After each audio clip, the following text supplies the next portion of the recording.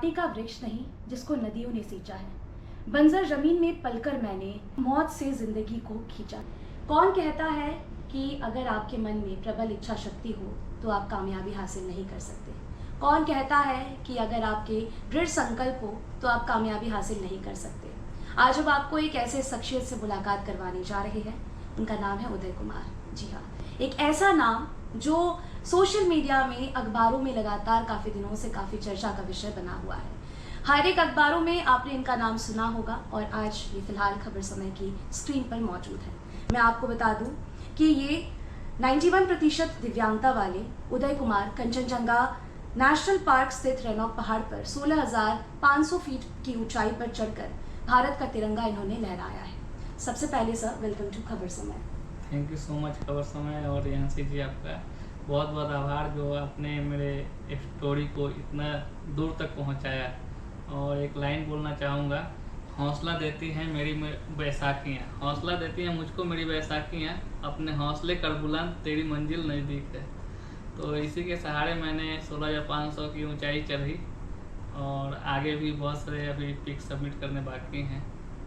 बने रहिए साथ में। सो मच सर, हमें थोड़ा सा आपका जो वैल्यूएबल टाइम है इसको देने के लिए। तो सर, मैं आपसे जानना चाहूँगी कितना कठिन था ये पूरा सफ़र आपके लिए। ये सफ़र इतना कठिन था कि 16,500 फीट की ऊंचाई पर पहुंचने के लिए मुझे 2 सालों की कड़ी मेहनत करनी पड़ी। उन 2 सालों में लगभग मैं 120 किलोमीटर का ट्रैक HMI के द्वारा, ग्रुप कैप्टन जय किशन सर के द्वारा बनाए हुए पूरे प्लान का हिस्सा बना 2023 में लास्ट ईयर। और मैं एडवेंचर कोर्स अच्छे से कंप्लीट किया। उसके बाद यहाँ का प्लान बना और टोटली मतलब मैं शब्दों में बयान नहीं कर सकता हूँ। अगर उस वीडियो को, उस रास्ते को सोचता हूँ, जब भी उस वीडियो क्लिप और फोटोज़ को देखता हूँ तो मैं खुद से मतलब विश्वास नहीं कर पाता हूँ कि मैंने किया कैसे।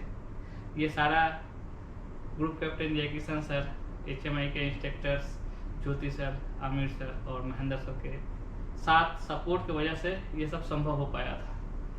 सर, संभवतः ये बात जाना जा रहा है, सब ये जता रहे हैं कि आप ऐसे पहले विकलांग हैं जो कि इस चोटी पर चढ़कर ऐसे जो तिरंगा है हमारे भारत का, वहाँ पर आपने लहराया है। तो खुद में ये हमें भी नहीं बल्कि पूरे राज्य को, पूरे भारतवर्ष को ये गौरवान्वित महसूस करा रहा है। तो जब लोगों का रिस्पॉन्स आपको मिला तो आपको कैसा लगा, मैं ये ज़रूर जानना चाहूँगी आपको। लोगों का रिस्पॉन्स मिला और ख़ास करके ये सारी उपलब्धि का श्रेय हमारे ग्रुप कैप्टन जय किशन सर, महेंद्र सर और ज्योति सर और अमीर सर को जाता है, क्योंकि मैं कभी अकेले सोच नहीं सकता था। और 780 स्क्वायर फीट का तिरंगा उस 16,500 फीट की ऊंचाई पर लहराना, एक दिव्यांग जो सिर्फ 9% एबल्ड है, बाद बाकी टोटली दुनिया की नज़रों में डिसेबल्ड हूँ, लेकिन ग्रुप कैप्टन जय किशन सर ने जितनी विश्वास मुझ में दिखाई और उनको लगा कि नहीं, इस बंदे में दम है, ये कर सकता है, और शुरू से अंत तक उन्होंने जो सपोर्ट दिखाया, सच में मैं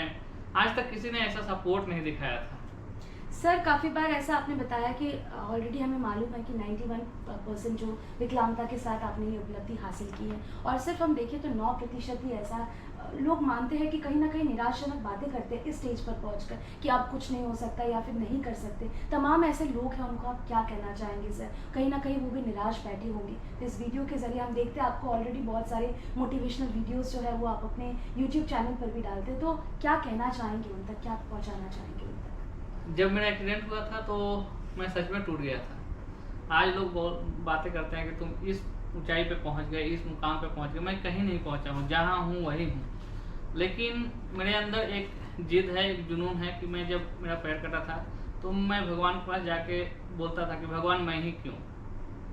लेकिन आज उसी भगवान के पास जाता हूँ कि थैंक यू भगवान, 140 करोड़ देशवासियों में आपने मुझे चुना, लोगों को मोटिवेट करने के लिए, लोगों को इंस्पायर करने के लिए, लोगों को घर से निकलने के लिए, लोगों को फिटनेस के ऊपर, पढ़ाई के ऊपर ध्यान देने के लिए आपने मुझे चुना। और आज मैं करोड़ों लोगों का मार्गदर्शक बना और उसमें मेरे मार्गदर्शक बने ग्रुप कैप्टन जय किशन सर। अक्टूबर 2015 की एक रात हमारे लिए तो सामान्य थी, लेकिन उदय जी के लिए वो रात काली रात साबित हुई थी। सर क्या हुआ था उस दिन? ट्रेन हादसा, ऐसा ट्रेन हादसा जो बिल्कुल आपके पूरे जीवन को बदल कर रख दिया था, और हम देख रहे हैं कि उसको उभर कर अब आप यहाँ पर हैं। तो क्या हुआ था, थोड़ा आप हमारे दर्शकों को मैं अपने गांव से लौट रहा था कोलकाता अपने दैनिक कार्यों के लिए। तो अचानक से जब कोलकाता को ट्रेन पहुंचने वाली थी तो 2-3 स्टेशन पहले हर कोई बेसिन के सामने जाता है और अपना फ्रेश हो जाता है। तो मैं वही रूटीन कर रहा था और अपने हाथों में पानी लेके बेसिन से छींटा मार रहा था मुंह में। बेसिन से पानी बहुत सारा फ्लोर पे गिरा हुआ था और उसी कारण पता नहीं कैसे मेरा पैर स्लिप किया और मैं प्लेटफॉर्म पे गिर गया और पूरा पैर खराब हो गया। फिर हॉस्पिटल में ले जाके काटना पड़ा। डॉक्टर ने बोला कि अब काटना पड़ेगा पैर एक। हाँ, पूरा एकदम ख़त्म हो गया था पैर। फिर 2-4 लोग आ रहे थे मेरे तरफ। मैं सोचा कि हेल्प करेंगे, लेकिन उन्होंने हेल्प नहीं किया। मेरा वॉलेट, मोबाइल और जो भी पॉकेट में था सब निकाल कर उस लेके भाग हादसे के गए। दौरान? हादसे के दौरान लेके भाग गए। फिर मैं जब अपने से खड़ा होने की कोशिश किया तो मैं गिर गया, क्योंकि एक पैर नीचे था नहीं और उतना मतलब दिमाग काम नहीं कर रहा था कि पैर है कि नहीं है, मैंने देखा नहीं।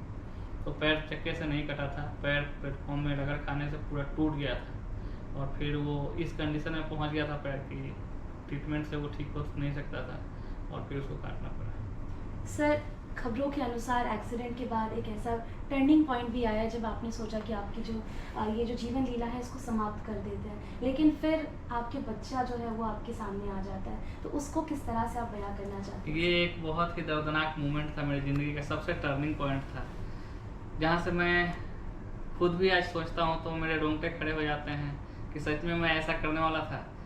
तो एक्चुअली वो दुर्घटना ऐसे हुई थी कि मेरी वाइफ बोली कि बिस्तर से आप खड़े हो जाइए और थोड़ा मैं बिस्तर ठीक कर दूं।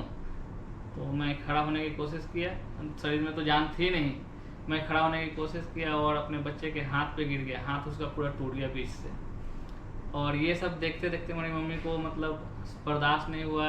उनका इकलौता बेटा जिसका पैर कट गया है, उनका पोता जिसका हाथ टूट गया है, ये सब जनरली किसी को बर्दाश्त नहीं होगा। तो मेरी मम्मी को मतलब दिल का दौरा पड़ा और मम्मी छटपटाने लगी।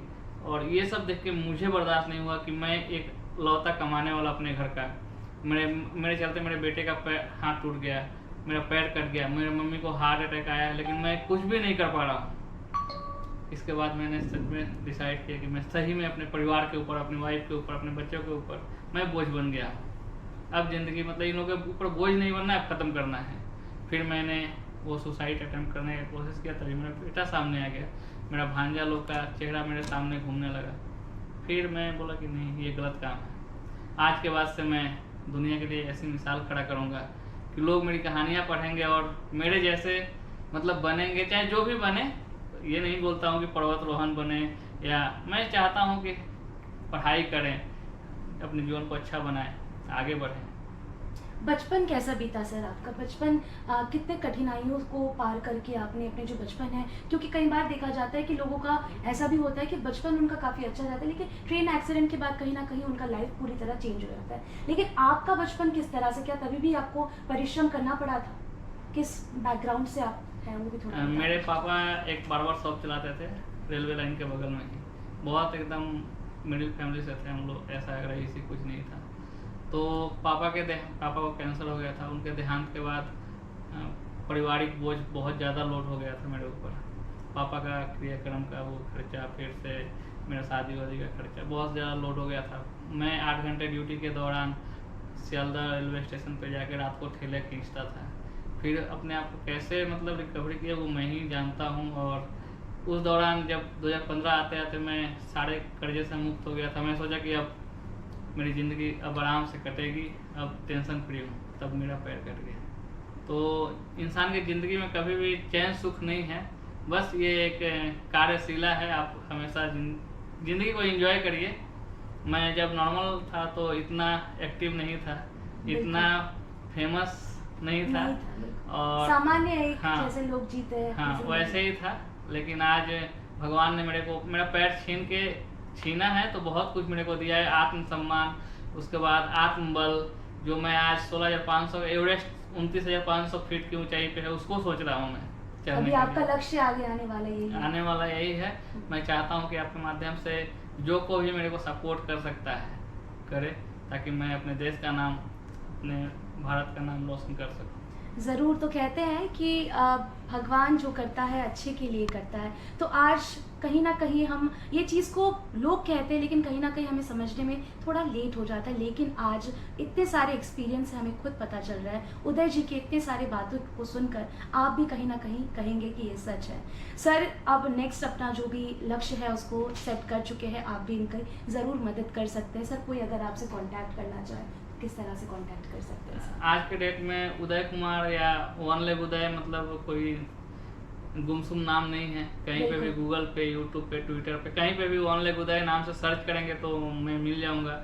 और मेरा कांटेक्ट नंबर तो है ही, और मेरा खुद का चैनल भी है वन लेग उदय के नाम से, तो आप लोग सर्च कर सकते हैं। सोशल साइट्स में सर का यूट्यूब पर पेज है वन लेग उदय, उसमें भी आप जाकर ज़रूर से सारे वीडियोस देख सकते हैं। इसके अलावा भी सर सोशल साइट्स पर बहुत एक्टिव है, आप उनसे डायरेक्टली कांटेक्ट कर सकते हैं। सर, जो मेरा नेक्स्ट सवाल है वो ये होने वाला है कि कई बार ऐसा होता है कि किसी की भी सक्सेस के पीछे स्त्री का जिस तरह से हाथ होता है, अगर पुरुष की सक्सेस की मैं बात करूँ, लेकिन वहीं स्त्री की अगर सक्सेस की मैं बात करूँ तो मतलब अल्टरनेट में दोनों का बहुत बड़ा योगदान होता है। कोई किसी के सपोर्ट के बिना या फैमिली के बिना बहुत ही कहीं ना कहीं मुश्किल हो जाता है वो। जी। तो हमने सुना है कि आपकी स्त्री ने बहुत ही आपका सपोर्ट किया। आपने सिर्फ 10th तक पढ़ाई की थी, लेकिन 12th तक पढ़ने का उन्होंने आपका हौसला जो है वो अफजाई किया। जी जी, शादी के पहले मैं 10th ही पास था, उसके बाद वाइफ ने सपोर्ट किया कि नहीं आगे पढ़ना चाहिए।